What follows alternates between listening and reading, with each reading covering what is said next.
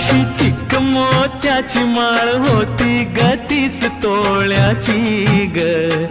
चिक मोत्याची माळ होती ग 30 तोळ्याची ग.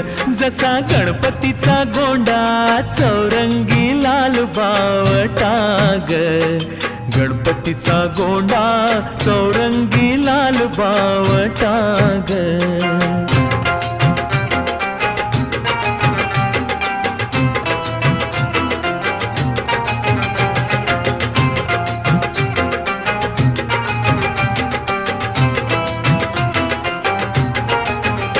या चिकमाळेला रेशमी मौचार दोराग.